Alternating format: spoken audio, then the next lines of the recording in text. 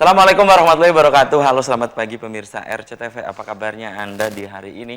Senang sekali saya Afif Rifai hadir kembali di hadapan Anda pemirsa di program Selamat Pagi Cirebon. Untuk Anda pemirsa saat ini yang tengah menyaksikan Selamat Pagi Cirebon sambil sarapan pagi berkumpul dengan keluarga Anda, diharap Anda untuk kembali memeriksa surat-surat kelengkapan kendaraan Anda. Apakah sudah lengkap atau belum?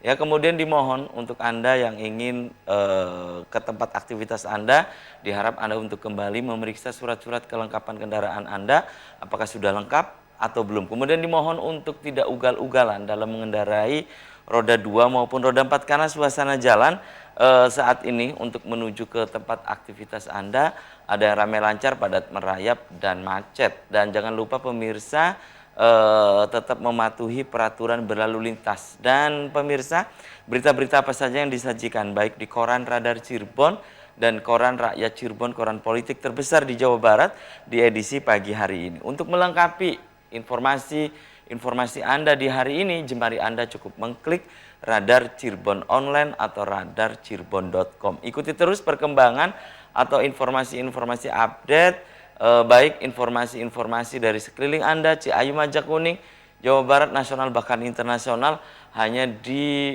Radar Cirebon Online atau radarcirebon.com.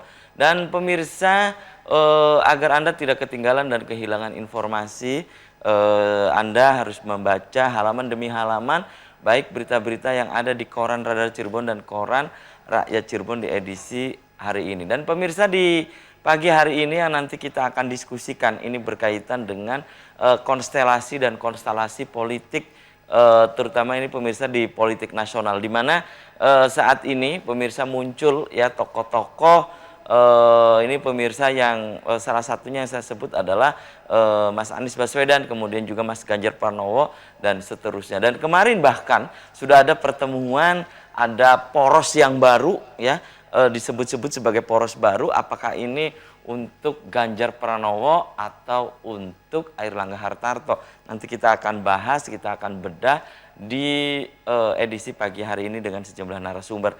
Sebelum saya kenalkan, saya baca dulu. Ini berita dari halaman utama koran Radar Cirebon edisi hari ini nih pemirsa.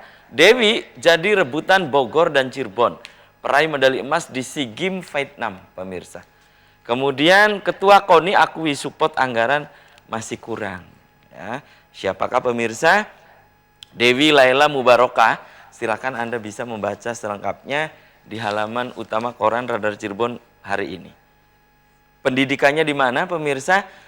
Pendidikan SDN 1 di Palimanan Timur, kemudian SMP-nya di SMP 1 Plumbon, SMA-nya di SMAN 1 Sumber. Itu pemirsa profil dari peraih medali emas SEA Games Vietnam, yaitu Dewi Laila Mubarokah. Kemudian tertarik sejak masih SMP, pertama kali menembak langsung nilai sempurna. Keluarga tentang perjalanan Dewi Laila Mubarokah di cabang olahraga menembak. Kemudian memotret dari dekat wajah alun-alun Kejaksaan saat ini pemirsa. Toilet rusak, plafon jebol, perpustakaan mini pun digembok. Kemudian catatan dari Pak Dahlan Iskan di koran Radar Cirebon hari ini. Kaos oblong, itu catatan dari Pak Dahlan Iskan di koran Radar Cirebon hari ini. Kemudian dari berikutnya ini pemirsa dari halaman Metropolis Kota Cirebon ya. Ini pemirsa, jangan terulang lagi. Ini ada pernyataan Komisi 3 DPRD Kota Cirebon, temukan banyak kecurangan PPDB untuk SMA.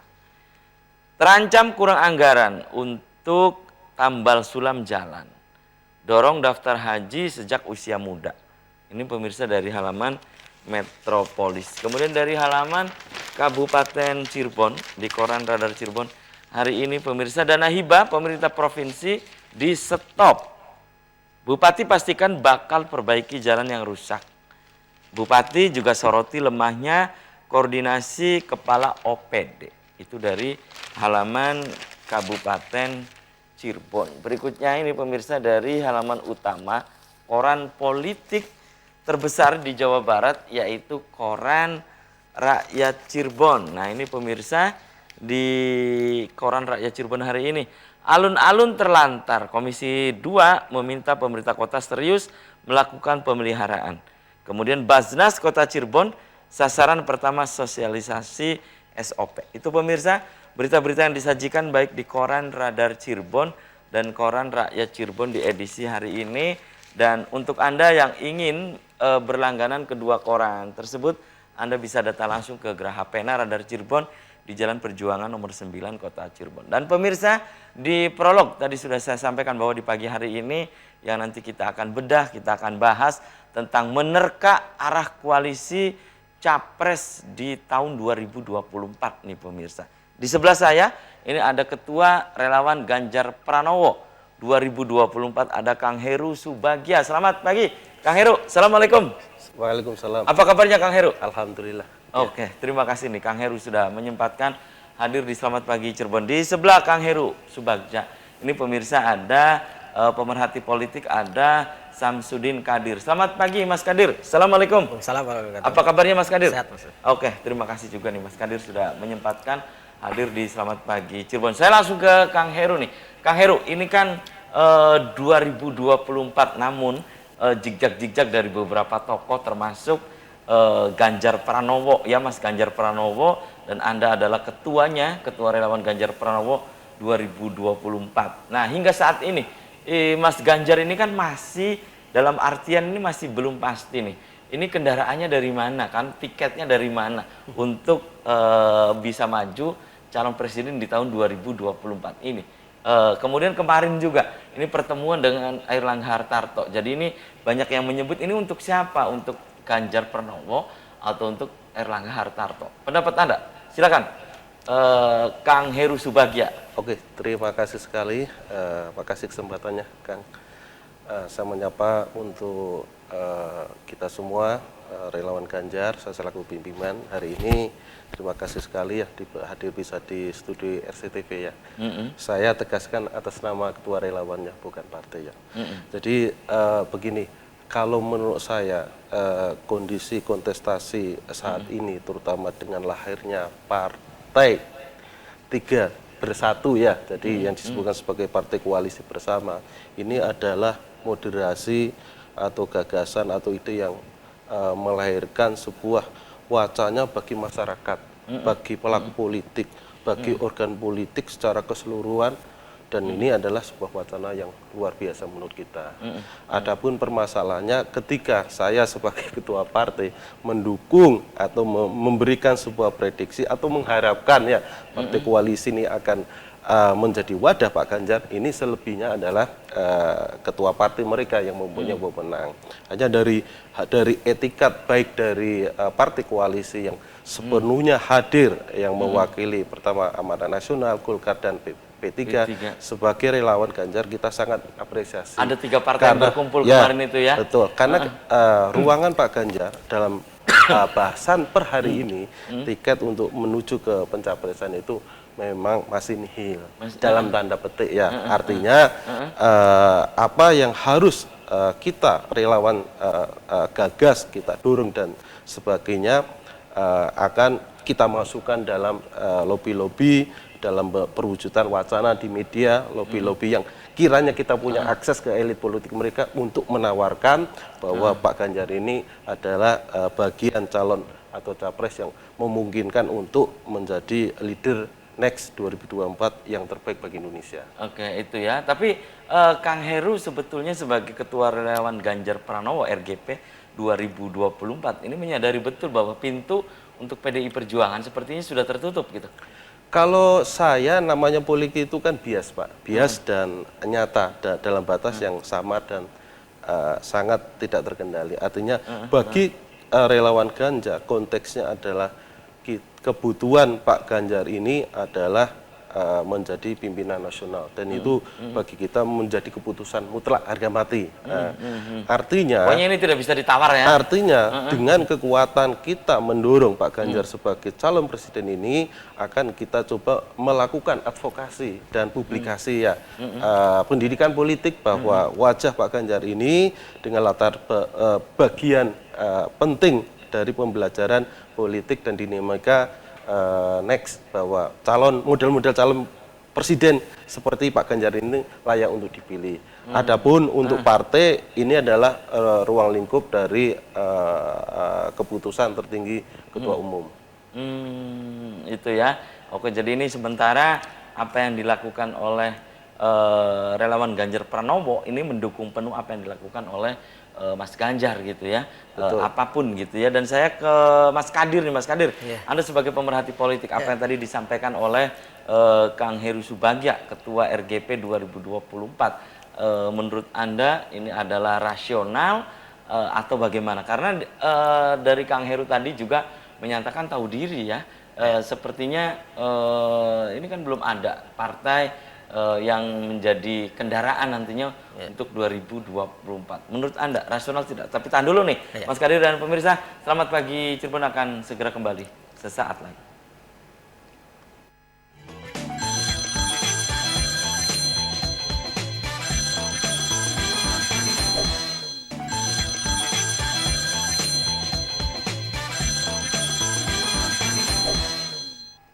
Ya, Anda masih di Selamat Pagi Cirebon, pemirsa, dan saya ke Mas Kadir. Mas Kadir, apa yang tadi disampaikan oleh Kang Heru Subagja sebagai Ketua RGP, Relawan Ganjar Pranowo 2024. Menurut Anda, itu rasional tidak?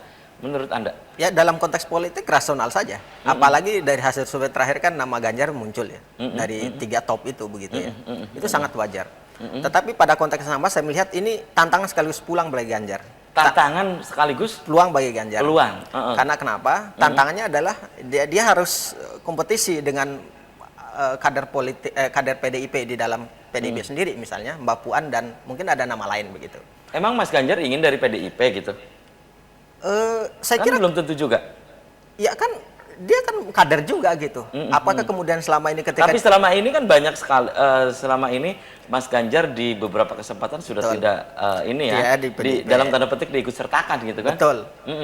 Ya PDIP saya kira partai lama ya. Dia punya strategi politik dalam apa namanya menyodorkan setiap kadernya yang menurut mereka memang layak untuk disimpan dimanapun begitu.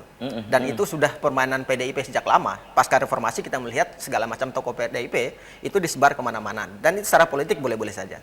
Nah, dan tantangannya tadi. Jadi Anda melihat ini Ganjar juga jangan-jangan dalam tanda petik ini lagi sedang politik gitu. Selama belum ada keputusan final dari Bu Mega sebagai ketua umum PDIP, saya kira permainan semacam itu akan terus bola liar ini sengaja dibuat gitu ya. Betul. Gitu. Karena ada efek juga nanti publik melihat bahwa PDIP membuka peluang bagi semua. Artinya PDIP dianggap sebagai partai yang terbuka bagi setiap orang begitu.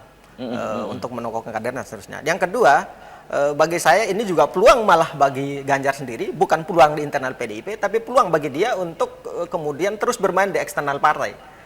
Apalagi misalnya kemudian partai-partai tertentu yang sudah disebut di media massa dan seterusnya, kemudian endorse Ganjar gitu. Cuman tadi yang tantangan paling berat bagi Ganjar sekarang itu adalah justru di internal PDIP sendiri. Di internal PDIP sendiri. Dan yang kedua justru juga tantangannya dari eksternal dari partai politik yang mungkin selama ini menyebut dia, karena ada juga partai politik yang menyebut nama tokoh yang punya popularitas yang tinggi hanya untuk menaikkan elektabilitas popularitas partainya gitu. Ada gitu. Ada juga parpol yang pansos juga ada juga begitu. Atau sebaliknya ada juga tokoh yang pansos ke partai politik. Jadi tapi dalam segi politik, dari sudut pandang politik, hal ini biasa saja. Hal ini hal yang lazim gitu ya. Lazim aja gitu. Enggak apa-apa. Malah penokohan meningkatkan popularitas partai di ruang publik itu malah bagus gitu. Biar masyarakat juga mengenal partai apa maunya, mengenal tokoh apa keinginannya dan seterusnya gitu. Dan biasa saja. Jadi ini menurut Anda ini rasional saja gitu ya? Iya, apa yang tadi disampaikan oleh Kang Heru Subagja itu? Rasional saja, nggak apa-apa sebetulnya. Cuman tadi ya, tantangan menurut saya, tantangan terbesar dari Ganjar sekarang adalah justru tadi di internal partai PDIP. Baik. Yang kedua adalah dari partai-partai yang endorse tadi. Apa iya partai politik kemudian tidak mampu mengangkat tokoh internalnya dalam konteks politik 2024 yang kemudian seketika mengambil tokoh yang dari saat ini namanya gitu ya, dalam tanda petik menjadi ya? top ini opini sekarang begitu ya. Saya kira tujuan partai politik yang lain yang bukan partai Ganjar saya kira berkepentingan untuk mempopulerkan partainya menuju 2024. Karena memang tokohnya tidak mencapai derajat presentasi tertentu di tingkat popularitas begitu. Itu ya. Jadi baik. sengaja nebeng dalam tanda kutip. Iya, nebeng dalam tanda petik. Baik, oke, tahan dulu Mas Kadir, saya kembali ke Kang Heru. Kang Heru, itu pertemuan kemarin itu hasilnya apa sih gitu Kang Heru? antara Mas Ganjar Pranowo dengan Erlangga Hartarto, kemudian juga ada di situ Zulkifli Hasan ya, Julhas gitu. Apa sih itu? Itu untuk siapa sih? Oke Kang, jadi gini, kalau bagi relawan kita sepakat bahwa Ganjar itu memang harus jadi presiden, itu sudah totalitas kita. Nah, kita sebenarnya akan memahami Indonesia Next itu butuhnya apa.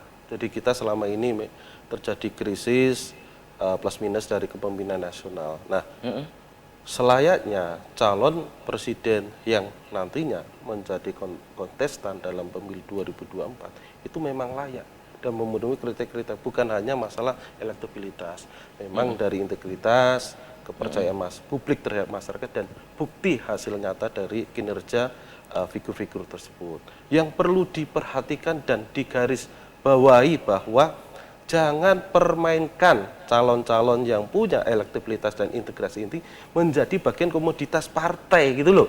Maksudnya jangan permainkan gimana? Bukan kayak dalam politik hal yang biasa gitu Kang Heru? Ya, oke. Kita punya pemahaman ideologis sangat kuat bahwa keinginan awal pembentukan Ganjar ini adalah bagaimana kita secara mendasar melahirkan gagasan-gagasan yang sangat visioner di saat krisis-krisis kepemimpinan yang mungkin dalam tanda petik seperti pelemahan kekuasaan, delegitimasi dan sebagainya ini terjadi. Nah, kita menyadari pentingnya bagaimana seorang pemimpin mempunyai gagasan-gagasan lebih di atas rata-rata calon yang lain. Artinya, dengan pertemuan Koalisi Indonesia Bersatu, mohon jangan dijadikan Ganjar hanya sebagai pemanis. Ya, pemanis tadi disebutkan sama Akang sebagai alat untuk mendompleng ya popularitas, partai, menaikkan gitu ya, elektabilitas partai ataupun elit partai yang ada di dalam lingkaran koalisi tersebut. Silahkan mereka untuk memilih Pak Ganjar dalam sebuah tabulasi keseriusan yang sangat mendalam. Ini adalah wujud dari mereka sama secara hakikat ya memanai leadership Indonesia itu memang sama-sama kita pikirkan. Saya sebagai ketua relawan, saya memimpin relawan dan banyak relawan Ganjar juga yang hadir berkomitmen untuk melahirkan ya dan menciptakan dan mengawal sekaligus orang-orang baik itu menjadi pemimpin nasional. Mohon untuk partai-partai yang saat ini sudah berkoalisi atau belum, mohon untuk kita punya kesadaran platform kepemimpinan nasional itu yang sama gitu loh. Baik. Jadi kemarin pertemuan hasilnya apa gitu, Kang Heru? Kalau secara substansi ya, saya melihat pertemuan ini kita anggap positif sebagai entry point. Jadi ada komunikasi politik gitu di tingkatan elit. Komunikasi politik di tingkat partai yang gitu pada saat ini lagi dilakukan rundingan-rundingan ke arah koalisi pencalonan.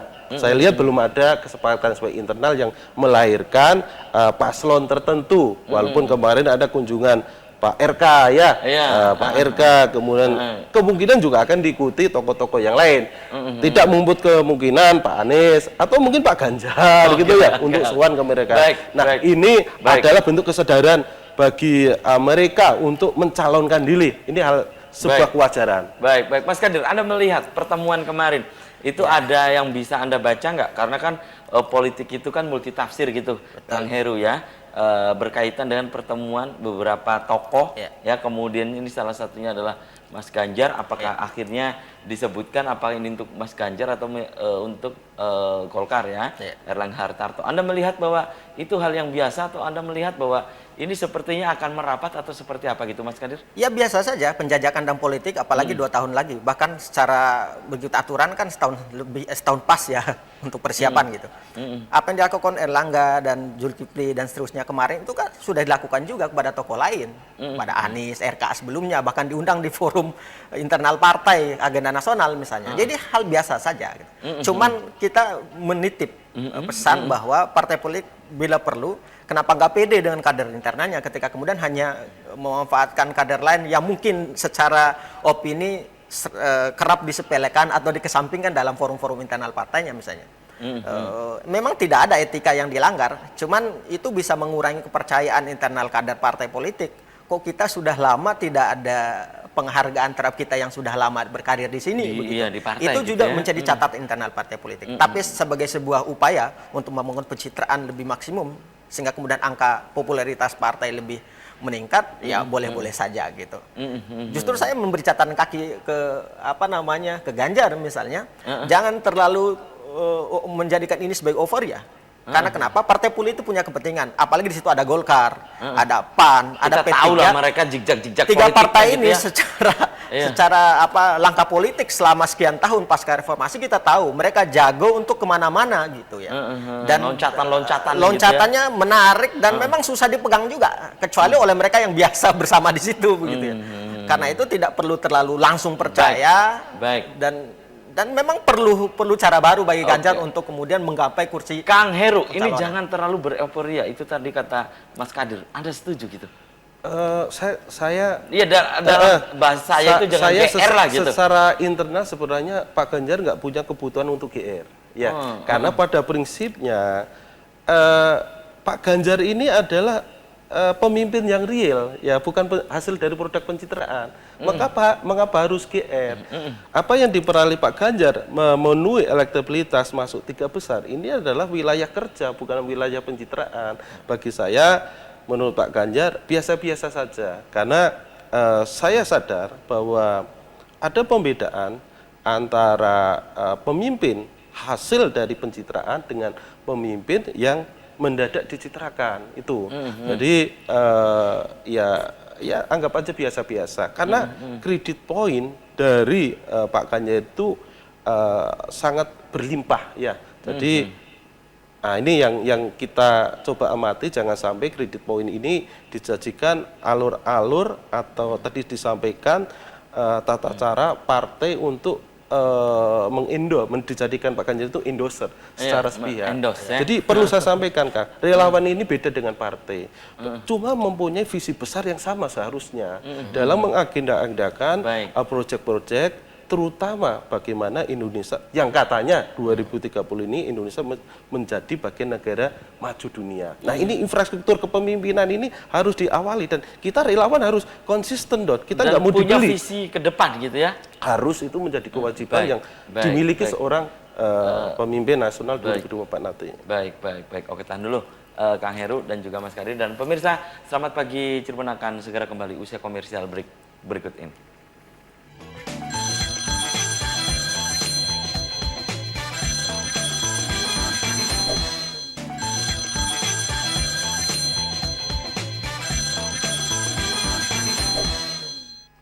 Ya, selamat pagi Cirebon, masih di hadapan Anda pemirsa, dan topik yang sedang kita diskusikan di pagi hari ini menerka arah koalisi calon presiden di tahun 2024. Nah pemirsa, masih bersama saya Ketua Relawan Ganjar Pranowo 2024, ada Kang Heru Subagja, dan ada pemerhati politik Mas Samsudin Kadir atau Karib disapa dengan Mas Kadir. Saya ke Kang Heru nih ya, sebelum saya ke Mas Kadir lagi nih. Ini kenapa sih harus Ganjar gitu, Kang Heru Subagja?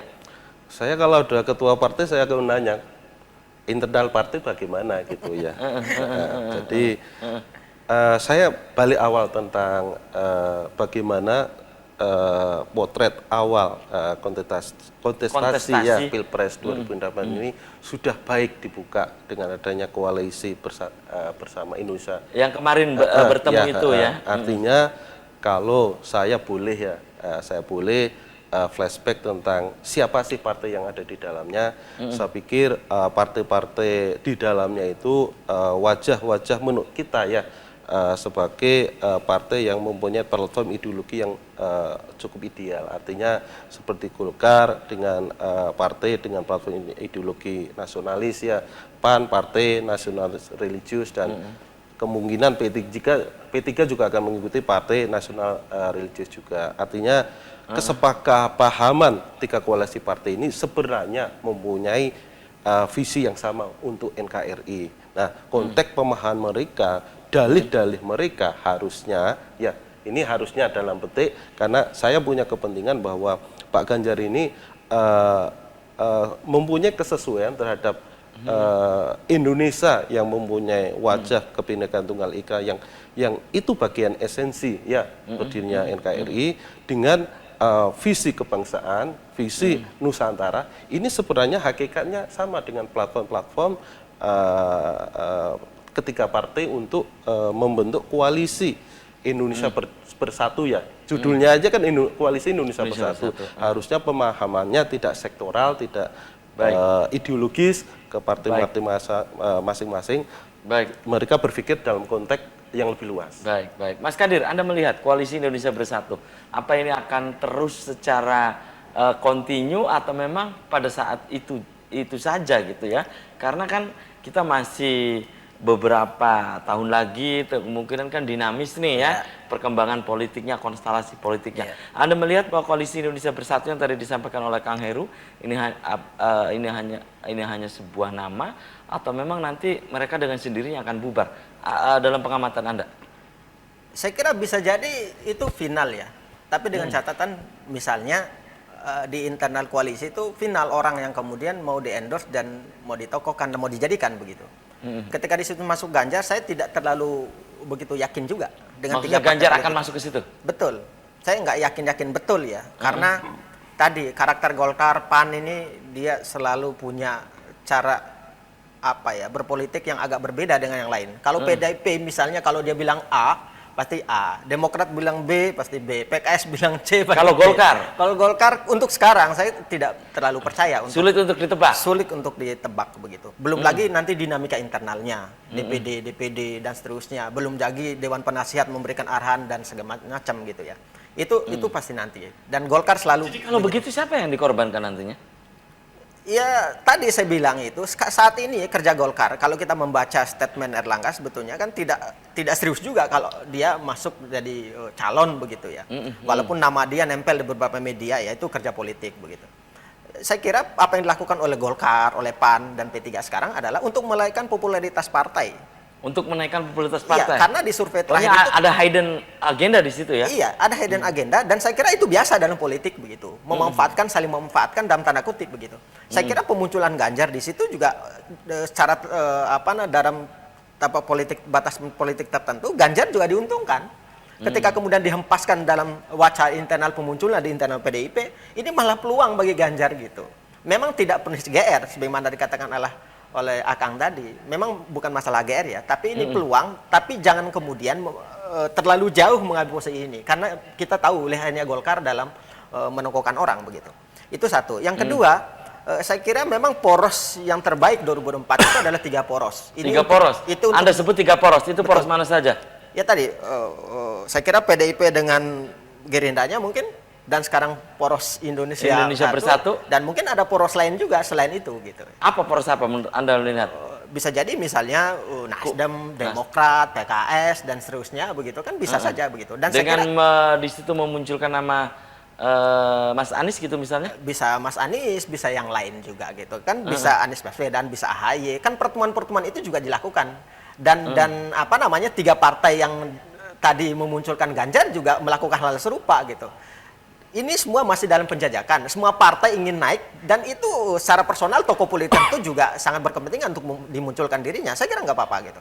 Cuman kita berharap agar kemudian pemunculan Ganjar di situ nanti betul-betul final. Agar Golkar betul kata Kang tadi tidak kemudian hanya memanfaatkan popularitas Ganjar untuk meningkatkan popularitas partai. Nah, tapi dengan pemunculan 3 koalisi besar ini menurut saya ini sangat bagus untuk mengurangi determinasi yang terlalu besar ketika pemilu sebelumnya yang kemudian melahirkan konflik sosial yang jadi sampai saat menurut ini. Anda harus 3 poros ini tepat gitu? Sangat tepat menurut saya. Ini justru bagus sekali dalam konteks pendidikan politik masyarakat. Gitu biar ya? Masyarakat tidak dibawa ke arus antipati berhadapan secara diametral ya. Itu nggak bagus gitu. Ya, kalau merasa Golkar, PAN dan seterusnya tokoh internalnya kemudian secara popularitas tidak memungkinkan untuk berada pada level bakal pencalonan nanti, saya kira tidak mengapa juga mengangkat Ganjar dan seterusnya. Harus diakui nama Ganjar, Anies, Prabowo kemudian mengikuti begitu, itu memang tinggi begitu. Dan ini justru menjadi catatan bagi saya untuk semua partai politik bahwa tokoh yang Anda tokohkan selama ini itu tidak lebih besar. Kader yang Anda bentuk itu tidak diterima oleh masyarakat. Gitu. Justru orang-orang yang dihempas popularitas Ganjar ketika masih di PDIP. Menurut Anda catatan untuk partai politik juga? Iya, catatan untuk partai politik. Apakah karena ini pengkaderan yang gagal? Bahwa pengkaderan Anda itu sebetulnya secara popularitas tidak diterima oleh publik. Begitu. publik itu butuh kader yang bisa mereka terima orangnya. Kayak misalnya Mas Ganjar, Mas Anies, kemudian mungkin RK Sandiaga Uno. Itu kan mereka dibesarkan oleh mungkin mereka kader di partai tertentu misalnya, tapi mereka tidak dibesarkan secara kaderisasi gitu. Akhirnya kenapa? Akhirnya kemudian mereka muncul di ruang publik itu orang gampang saja menerima. Apa nih beberapa kali pertemuan PDIP yang kemudian dalam tanda kutip bahasa saya menghempas ya, menepikan keberadaan Ganjar. Itu bagi saya justru ini suatu proses politik di PDIP yang kurang baik begitu ya. Mestinya kan kader internal dihargai. Pertemuan di Jawa Tengah tidak diundang, gitu, kemudian Semarang, gitu ya. Bahkan ketika Ganjar bertemu dengan partai politik lain ditegur dan segala macam. Bagi saya kok jadi aneh gitu ya. Partai politik PDIP jadi kayak bukan partai kader jadinya begitu ya. Nah ini justru kritik. Nah munculnya Ganjar, munculnya Anies dan tokoh-tokoh non partai menurut saya ini alarm bagi partai politik bahwa kaderisasi Anda, bahwa mesin Anda selama ini harus dikoreksi penggunaannya dan pemanfaatannya. Jangan sampai hanya menjadi perahu untuk tiket pemilihan presiden daripada proses kaderisasi para pemimpin. Baik, Kang Heru, ini tadi ada 3 poros ini tepat menurut Anda dari tulisan Anda. Saya baca di koran Rakyat Cirebon edisi kemarin ya. Anda juga menyebut ada poros di situ ya, poros baru itu Koalisi Indonesia Bersatu. Anda melihat bahwa ini sangat kompatibel, sangat tepat gitu. Jadi kembali lagi tentang kepemimpinan, kita fokus di situ. Apapun kelak akan terjadi sekutu atau poros yang tadi saya sampaikan sama Akang ya, itu baik. Apalagi saya sepakat bahwa saat ini kita waktunya itu jangan terlalu mendadak untuk melahirkan pemimpin nasional. Nah, wacana poros-poros tidak instan. Ya. Karena dengan adanya gagasan poros-poros baru ini akan semakin memberikan ruang publik untuk tadi disampaikan untuk mengoreksi. Kalau kita relawan mengawal gitu dan sampai menjadikan kalau politisi juga mereka bersama-sama cross check dan balance terhadap kekuatan tadi ya, kekuatan ketua partai untuk menjadikan capres atau wapresnya. Dan secara keseluruhan relawan Ganjar punya kepentingan satu visi aja. Seandainya poros ini nanti terbentuk 3 atau 2 ya head to head, kebutuhan kita hanya monggo silakan. Masing-masing poros ini harus menyelamatkan dan berjiwa besar untuk kepentingan nasional dalam lebih luas. Dan perlu dicatat bahwa sesuai dengan Undang-Undang Pemilu ya, kita masih memakai Undang-Undang Pemilu 2017 ya. Pileg sama Pilpres bersamaan. Ini punya korelasi linier. Jika partai akan dipilih oleh masyarakat punya kesesuaian ideologis dan kebutuhan dengan calon capres yang akan dipimpin, mereka akan dipilih dan diyakini sebagai pemenang pemilu. Ya, artinya apa? Masyarakat sudah cerdas, masyarakat bisa mengakses siapa partai politik, siapa calon yang diusungkan, dan ke arah mana keputusan politik akan memberikan preferensi terakhir dalam pemilihan wakil legislatif atau wakil presiden yang akan dipilih. Baik. Aku tahan dulu Mas Kadir dan juga Kang Heru, dan pemirsa selamat pagi. Cirebon akan segera kembali. Tetap di RCTV.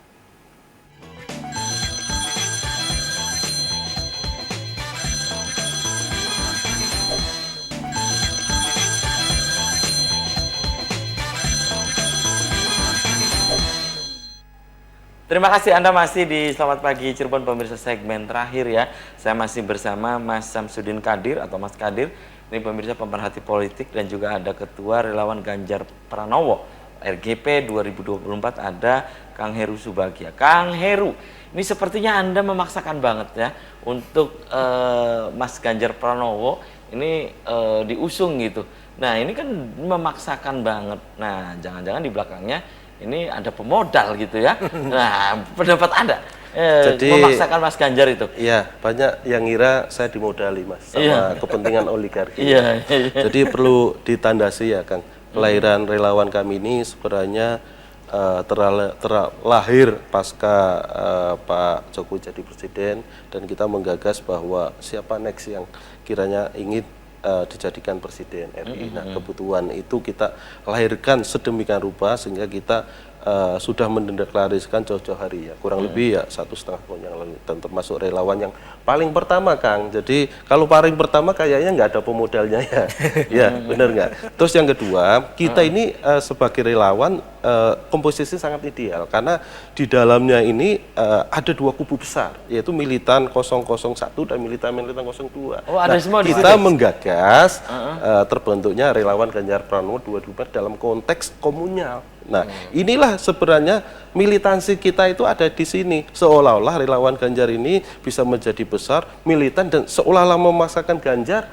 Karena kalau kita sadari, ya relawan Ganjar ini adalah orang-orang militan yang dulu pernah bekerja atau melayani atau memberikan support terhadap Kerja politik ya?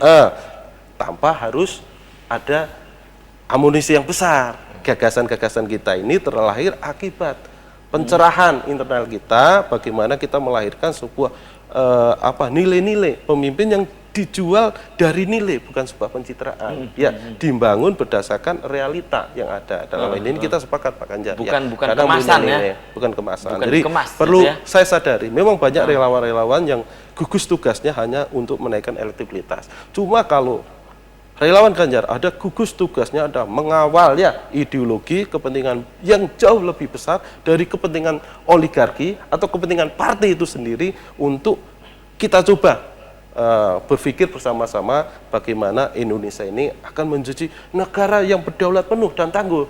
Dan yang diangan-angankan oleh founding father kita ini akan menjadi kenyataan. Indonesia akan menjadi wajah negara yang cukup disegani dan punya kedaulatan penuh. Baik, Mas Kadir, Anda melihat bahwa bisakah jika nanti ya dalam arus besar ya koalisi untuk menuju 2024 akhirnya Mas Ganjar terlempar, dalam artian tidak bisa untuk maju di Pilpres. Anda melihat, karena kita tahu gitu ya perjalanan politiknya. Ini kan konstelasi politiknya begitu cepat gitu kan, iya kan? Dan kita tahu bahwa ada 3 poros ini, jangan-jangan nanti akan dibuat 2 poros lagi. Menurut Anda, bisa tidak terlempar akhirnya? Ya bisa saja kalau kemudian tadi Golkar dan 2 partai lain, PAN dan P3 itu kemudian tidak memilih Ganjar gitu. Masih menganggap bahwa ya Ganjar ini orang PDIP gitu, kira-kira begitu. Ya, mereka menganggap ya Anda ya orang PDIP, kami juga punya kader gitu. Karena saya melihat tadi saya bilang di awal itu, Golkar masih berkepentingan untuk meningkatkan popularitas dan memanfaatkan keberadaan Ganjar gitu. Tapi kalau misalnya elit nanti mencoba, apalagi kekuatan oligarki mencoba untuk membelah kembali politik kita ke dalam politik face to face, itu saya kira kurang elok ya. Karena itu hanya menghasilkan konflik yang tidak bermutu bagi bangsa kita. Bangsa kita ini bangsa besar, negara kita negara besar. Mestinya politik demokratisasi di elit partai politik mesti dibangun secara demokratis, lebih moderat begitu, tidak kemudian terlalu sibuk untuk saling mencaci dan seterusnya gitu. Dan saya kira pemunculan Ganjar di situ tuh bagus juga. Pemunculan Anies di kubu lain juga bagus, Prabowo dan yang lain di sana bagus. Ya silakan. Justru ini adalah ruang kompetisi yang bagus gitu ya. Cuman saya kira kalau misalnya soal oligarki, ya tidak ada kepentingan oligarki yang tidak memanfaatkan pesta politik di Indonesia. Semua orang berkepentingan, apalagi kekuatan ekonomi gitu. Dan itu sudah wajar saja secara politik sebagai evaluasi terhadap undang-undang partai politik kita yang tidak menjelaskan secara detail tentang sumber keuangan partai begitu. Ya? Mestinya ada undang-undang misalnya tentang finansial partai begitu. Bagi saya misalnya partai politik mesti dibiayai oleh APBN misalnya, karena mereka yang diberi wewenang untuk melahirkan para pemimpin bangsa. Walaupun ada juga tokoh tertentu yang bisa menjadi pemimpin lewat jalur lain, tapi tetap aja perahunya partai politik.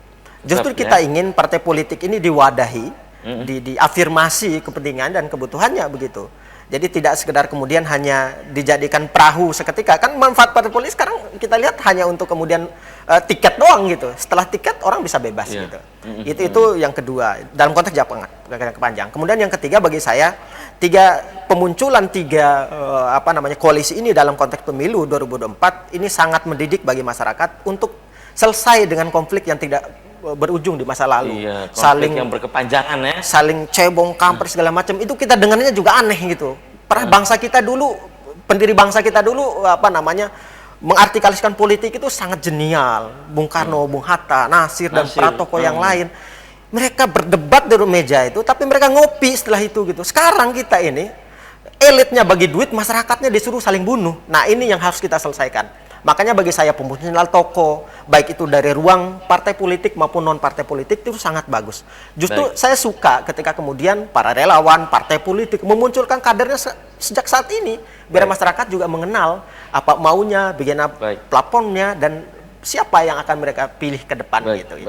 Baik. Nah, saya ke Kang Heru lagi nih. Kang Heru, dengan peta politik yang tadi sudah disampaikan oleh Mas Kadir ya, ada 3 poros di situ, kemudian ya Anda akan ngotot, akan terus gitu ya, ketika nanti misalnya poros yang ketiga ini maaf tidak mencalonkan Mas Ganjar gitu misalnya, ya Mas Ganjar nanti akan ditinggal gitu, bagaimana gitu? Jadi gini Kang, sebenarnya kalau mau real ya kebutuhan publik atas kepercayaan ini pada saat ini, khususnya jika kita berpikir siapa yang akan menjadi calon capres, itu sebenarnya udah kelihatan ya dengan lembaga-lembaga survei politik yang tingkat validasinya yang menurut saya cukup tinggi ya, itu diantaranya Pak Ganjar, Anies dan teman-teman yang lainnya.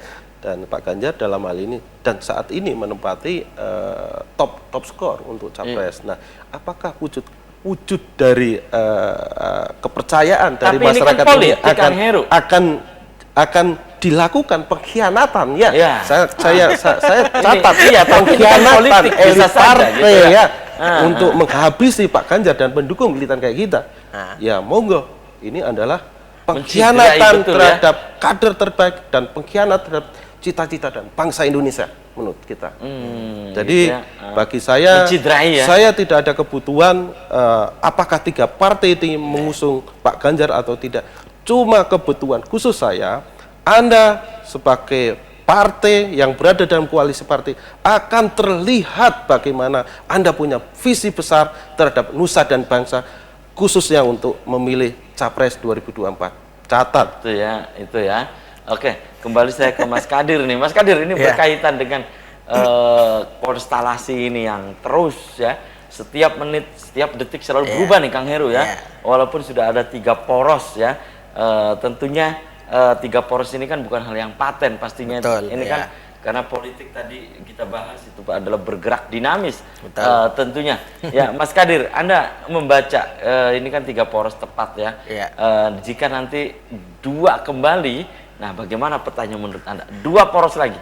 Ya saya kira kalau misalnya 2 tetap porosnya seperti poros pemilu 2024. Terulang? Saya kira terulang. 2019? Karena secara pengalaman politik yang kita baca selama ini, tapak politik semua partai itu begitu warnanya begitu. Mungkin ideologinya sebetulnya mirip-mirip aja. Partai Indonesia mau dia pakai agama aja, dia juga paham Pancasila. Orang yang pakai Pancasila dia juga Islamis gitu. Jadi tidak jauh beda. Politik Indonesia bagi saya sudah selesai soal ideologi itu ya. Kan sudah selesai. The end of ideologi lah ya. Iya, karena ujung-ujungnya juga makan. Semuanya juga makan kan. The end of ideologi. Iya, kesejahteraan masyarakat gitu. Nah, karena itu fokus kita saya sepakat ya apa yang disampaikan oleh Kang Martin. Fokus kita adalah bagaimana kita memanjakan Indonesia sebagai negara besar dengan melahirkan tokoh-tokoh yang layak memimpin Indonesia sebagai negara besar gitu. Jadi tampilannya bukan sekedar tampilan partai politik, tampilan komunitas tertentu, tapi kita memimpin negara kita, negara besar.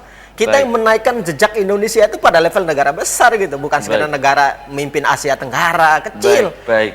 Saatnya memimpin Indonesia. Karena itu levelitasnya harus levelitasnya Bung Karno dan seterusnya, Bung Hatta itu levelitasnya gitu. Debatnya ke situ. Gitu. Baik. Dan Kang Heru, Mas Kadir sayang sekali nih, sudah kebersamaan di Selamat Pagi Cirebon edisi pagi ini. Nanti kita bisa dilanjut lain waktu, lain kesempatan, tentu dengan tema yang berbeda. Kang Heru, closing statement, silakan. Terima kasih sekali. Saya harapkan dengan adanya koalisi partai yang digagas oleh teman-teman elit partai dan kemudian akan melahirkan banyak koalisi, saya harapkan bahwa perlu dicatat bahwa tolong pesan-pesan kita sebagai relawan mewakili kelompok masyarakat yang tersebar di Indonesia untuk meminang calon pemimpin yang diharapkan oleh kita dan masyarakat secara luas berdasarkan aspek-aspek fakta di lapangan dan aspek-aspek ideologi yang menempel dari capres itu sendiri. Oleh karenanya kita sepakat bahwa Pak Ganjar adalah capres ideal untuk menjadi rujukan elit partai untuk sepakat dan mengusung Pak Ganjar menjadi bagian koalisi yang akan memberikan dampak sektoral maupun dampak ideologis untuk Indonesia menuju Indonesia makmur dan Indonesia berkedaulatan penuh. Itu aja saya sampaikan. Mas Kadir, silakan closing statement. Singkat saja, Mas. Ya, singkat saja, pemunculan Ganjar itu sangat rasional. Tapi tantangan ke depan, andaikan kemudian Ganjar betul-betul menjadi bakal calon atau menjadi calon, maka dia akan head to head dengan Anies dan Prabowo lagi gitu. Nah, ini ujian bagi relawan untuk memastikan begitu. Dan saya kira pemunculan 3 tokoh ini dalam konteks politik sangat bagus. Saya bukan masalah pilih menangannya ya, tapi konteksnya tadi untuk mengurangi determinasi yang terlalu, fragmentasi politik yang terlalu kuat dan head to head gitu. Dan masyarakat ya dari sekarang harus melakukan proses pencerahan di internal sekaligus mengoreksi terus kebijakan partai politik begitu. Saya kira begitu. Oke, terima kasih nih Kang Heru. Mas Kadir sudah menyempatkan hadir di Selamat Pagi Cirebon, dan pemirsa, demikian Selamat Pagi Cirebon edisi pagi ini, semoga bermanfaat. Terima kasih atas perhatian dan kebersamaan Anda. Akhirnya saya, Afif Rifai, dan kerabat kerja di pagi hari ini harus pamit undur diri. Sampai jumpa lagi besok. Wassalamualaikum warahmatullahi wabarakatuh.